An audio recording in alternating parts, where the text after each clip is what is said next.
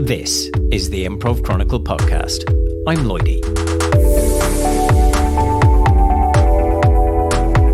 What happens when two improv organisations in different parts of the world happen to have the same name and then discover that each other exist?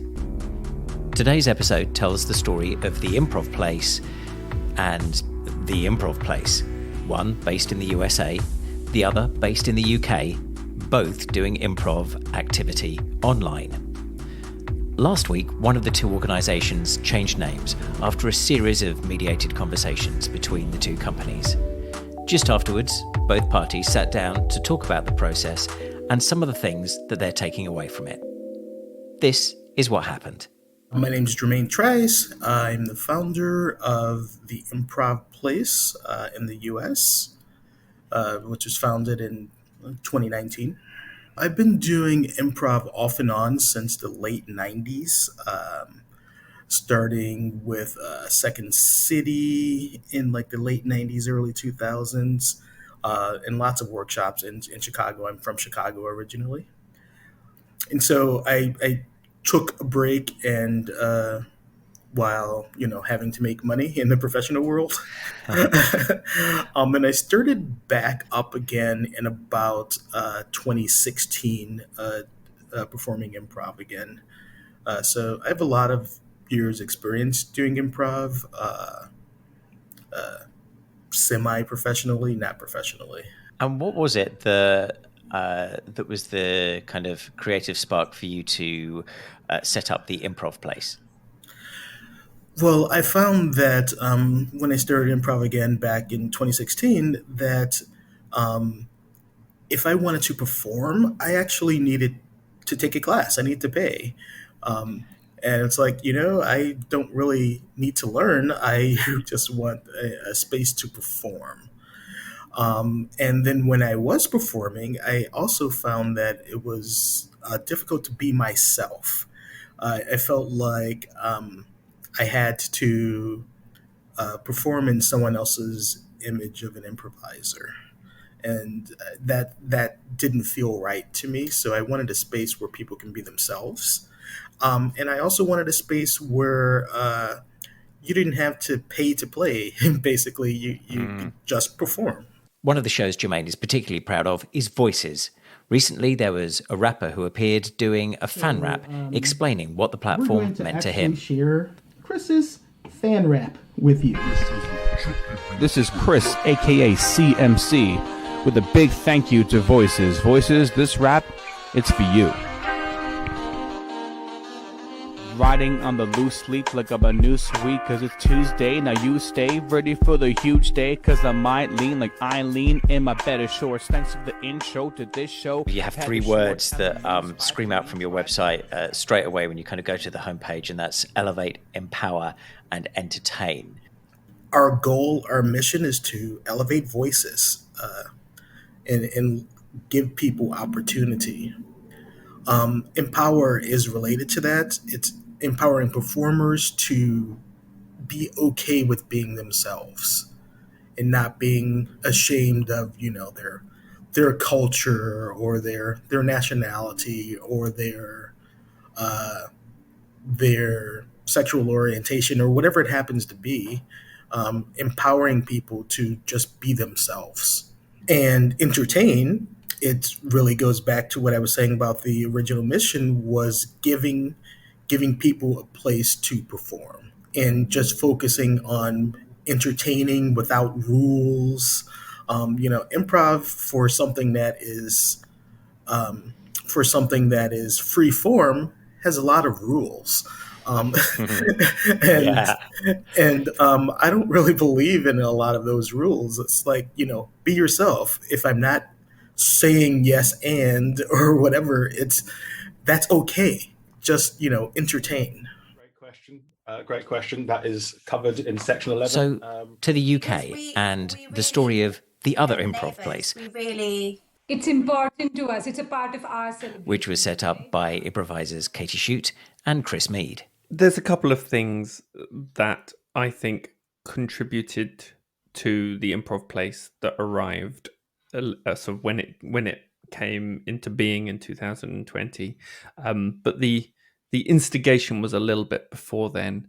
And I always think there were two big things that inspired us.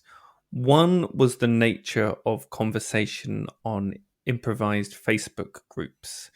And it's really interesting because improv is such as an art form, it teaches us to collaborate and be joyful and support each other. And sometimes on these really big Facebook groups, that joy was absent. And there was actually quite a lot of toxicity and name calling, and it just didn't feel like the community I knew. And I don't think that's the people, that's sort of the platform. I think Facebook is so big, and I wanted to collaborate. I wanted to talk to other people about this art form I loved, but there didn't seem to be any place where the greater rules of the internet didn't apply and where things didn't descend into name calling and hurt and people misunderstanding each other. And the other thing was, when I was talking to Katie about it, Katie was saying, at the moment, we travel all over the world and we teach. And Katie just had the really good point of, and maybe we have one interaction with that community. We teach one workshop, or we are part of one workshop, and we have these brilliant experiences. And then we just sort of have to wave goodbye to them and go back to our own community. Couldn't there be a way that we'd continue to teach and learn from each other? And at that point, that was pretty radical because no one was really teaching online. It was a new idea, really, I think, in a lot of ways. And this was in late 2019 that we talked about that and started to build it. And then the pandemic hit. And Katie explains what happened next. When Chris and I had, a year or so of work left in our diaries that disappeared overnight, as is the same again for so many people. And because we were already talking about the community, we were like, well, this project has just hit the top of our priority list because it's the only one that works in the context of this new world. So I think in a slightly anxious state, we were like, okay, let's start pushing through on this thing now that we would have maybe taken a little bit longer to put into place. And we built it around the people that joined after we'd launched. So how did the two organisations find out each other exist? Jermaine takes up the story. So I was well into doing online shows. And maybe it was like late May or June of 2020. And I received an email or a message from one of the folks at the Improv Place UK saying, hey, yes, we're starting this thing, and it's called the Improv Place. And I was like, oh, wait a minute, I'm the Improv Place.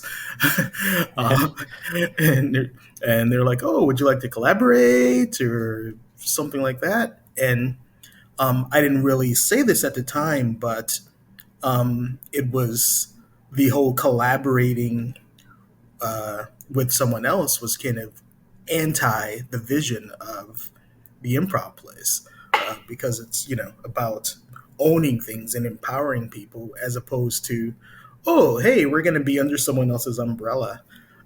So I was at that time actually kind of taken aback that the other Improv Place or the other soon-to-be Improv Place wasn't really understanding my perspective. So from then on, we kind of both went in our own directions, but causing confusion in the improv world where folks are like, oh, I'm not sure if you're like the same or different. I've seen some shows or I've taken some classes. The logos are different. What exactly, like, who are you? So I was feeling like, and I'm sure it was similar for the Improv Place UK, that didn't have like a unique identity. Someone got in touch and said, do you know there is another one? And we were like, oh, we thought we'd done our research. We hadn't. So Jermaine was on Facebook with his page. So we didn't really know what to do because we felt like we committed. So, and in our slightly anxious state, I suppose, of the world burning around us, we just went, hey, well, the sensible thing to do would just be to like get in touch and say, oh my gosh, we have the same company name. Like, what do you think? Would you be up for kind of trading it in or us buying it off you?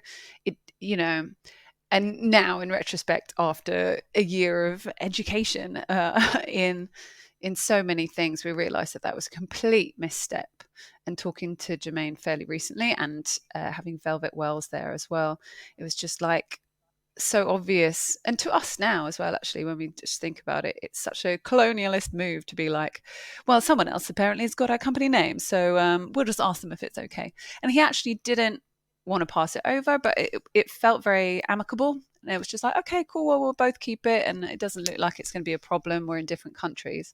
But then, of course, improvisation became completely global. I don't think either of us realized the reach of our work and how much perhaps we'd intersect, or that people would be looking for one or other of us and find the quote unquote wrong one. As time went by, there seemed to be definite confusion between the two organizations. Here's Jermaine again. So I was in a conversation with the Black Improv Alliance for a project that we were working on together, and we were actually talking about that, and they were saying to me, yeah, we weren't really sure what was going on, if you were like the same, working together, we weren't sure. And lots of people were saying that. And this was like maybe 2 months ago. And one of the members of Black Improv Alliance, Velvet Wells, actually... Velvet's awesome. Velvet's awesome. So he was like, I'm going to be doing a thing with the Improv Place UK later today. And, I just heard your story and I'm a little concerned. And so he actually arranged a meetup with the two companies. We had the meeting, and at the conclusion of the first meeting, we had several meetings, but at the conclusion of the first meeting, the Improv Place UK thought that the best course of action would be to change their name. What was your reaction to that? Gut reaction was, it's about time. I mean, really, that was my gut reaction. But I was actually very appreciative of them, understanding my situation, and not really just saying, hey, we know more people, whatever, we're just going to keep this. So I think that was very supportive of them. We were hopelessly naive a year ago that these two companies could coexist, even though they were in different countries. Because at the time, this was right at the beginning of the pandemic. We didn't know how improv was going to explode online and how everyone was going to start learning from everyone else. So the fact that we were in different countries seemed sort of okay. It was enough for us to think, okay, let's keep going. And then everything happened and everyone, as I said, started learning from everyone else. And we realized that what we were doing was essentially not allowing Jermaine's work to get to all the people it should be getting to. And as soon as we heard that, as soon as we were able to speak to him, Velvet sort of brought this to us and was there throughout the conversation, the multiple conversations that we had. And yeah, we just got to a point where we realized, both of us realized, there was never even really much of a discussion about it. We've got to change our name. That's really the only thing we can do at this point to make right this mistake that we made. I think there are different ways that you could look at that.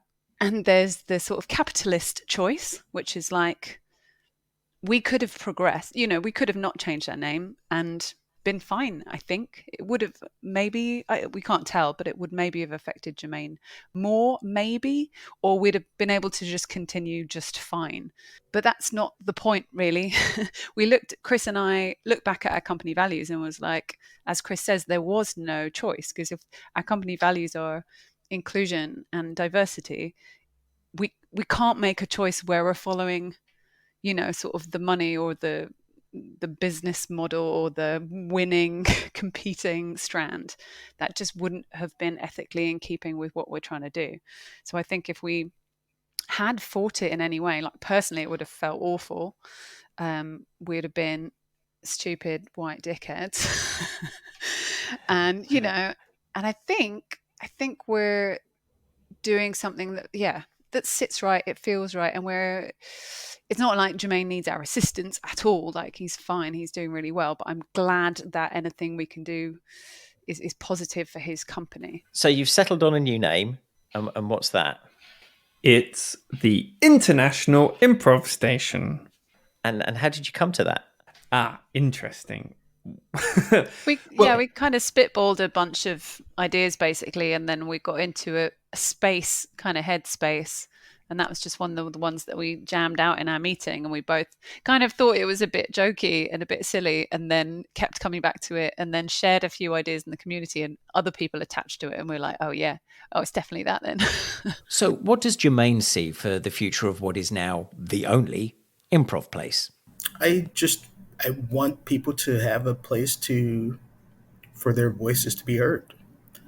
And there is a show that I produced last year that I'm planning to have a 2.0 version of, which is called Voices, which does exactly that.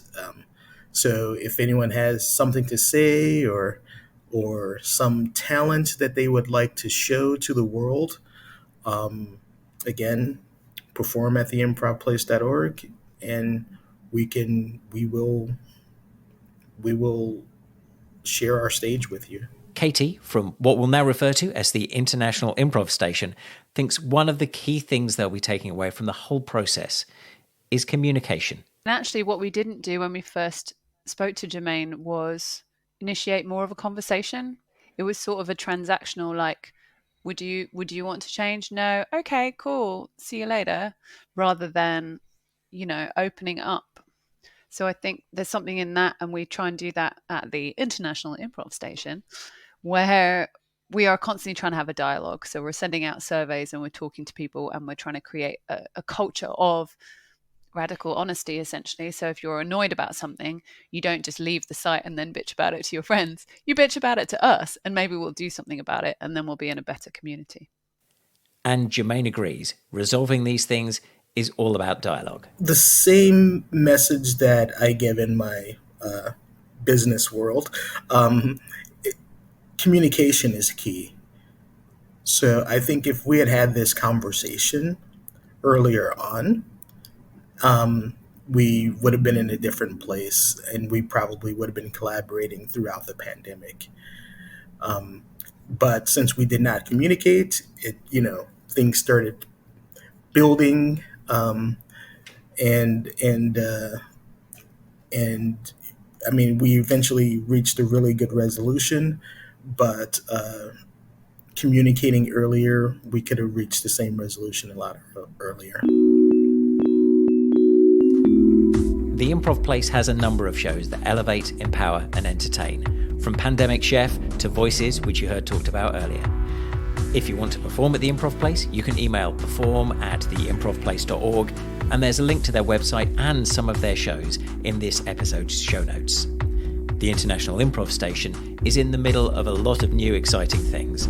They're changing the way their membership works, and they're rebranding. There's a link to them in the show notes, with more to come soon. And if you want the latest news from the world of improv, get the world of improv in your inbox when you subscribe to the Improv Chronicle newsletter. Click the link in the show notes or go to improvchronicle.com.